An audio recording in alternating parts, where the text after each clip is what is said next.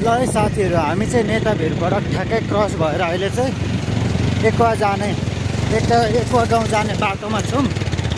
यहाँ चाहिँ धेरै नै जोखिम छ बाटो, पहिरो हो। तल कोशी खोला अरुण नदी छ। यहाँ उँभोबाट पनि पहिरो झरिराखेको अवस्था छ। हाम्रो साथीले यस्तोमा राइड गरिरहनु भएको छ।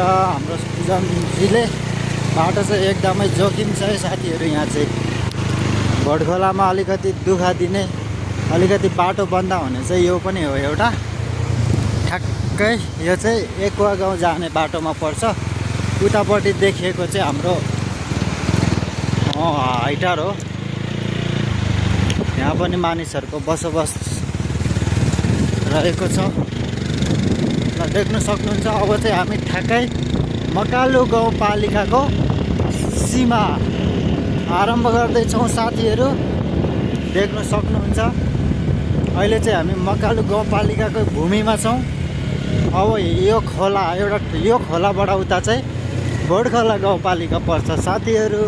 मकालु गाउँपालिकालाई बाई बाई भन्दै भटखोला गाउँपालिकालाई स्वागतम हाई हाई गर्ने सीमामा छौँ हामी। साथीहरू यो माथितिर देख्न सक्नुहुन्छ यो पहाडहरू, आहा कति सुन्दर अनि रमणीय छ। ल ठ्याक्कै यहाँ चाहिँ यो चाहिँ ठाडो खोला हो। यहाँ चाहिँ पोहोर साल चाहिँ एकदमै ठुलो पहिरो आएर यहाँ चाहिँ एउटा ब्रिज नै बगाएको छ। त्यसले गर्दाखेरि अहिले पनि यो ब्रिज यत्तिकै छ। यो खोला चाहिँ एकदमै बर्खामा चाहिँ ठुलो हुन्छ नि त साथीहरू, होइन। अहिले चाहिँ ठिकै रहेछ, 2-4 दिन भयो पानी नपरेको। हल्लो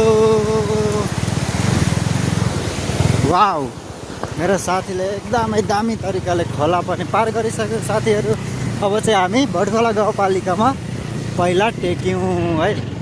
अब चाहिँ हामी भटखोला गाउँपालिकातिर प्रस्थान गर्ने जमर्को गर्दैछौँ साथीहरू। मकालुलाई छोडेर हामी चाहिँ भटखोला गाउँपालिकाको भूभागमा जमिनमा पहिला टेक्यौँ। ल साथीहरू, भिडियोलाई अन्तिमसम्म हेरेर साथ दिनु होला।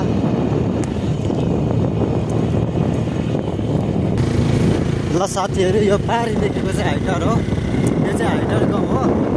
यो चाहिँ मकालु गाउँपालिकाभित्रै पर्छ। यता पारीबाट चाहिँ वारीबाट चाहिँ मकालु गाउँपालिका सकिसक्यो। तर पारी भने चाहिँ मकालु गाउँपालिका नै छ है साथीहरू। मकालु गाउँपालिका चाहिँ यो पारी देखेको यो खोला, सेतो खोला र यो झुर्लुङ्गे पुल देख्न सक्नुहुन्छ तपाईँहरूले। यहाँबाट चाहिँ गाउँपालिका सुरु हुन्छ, पारीबाट चाहिँ यता वारी चाहिँ भटखोला मकालु गाउँपालिका सकिसक्यो। यस्तो छ, बाटो पनि एकदमै राम्रो छ। राम्रो भन्नु न।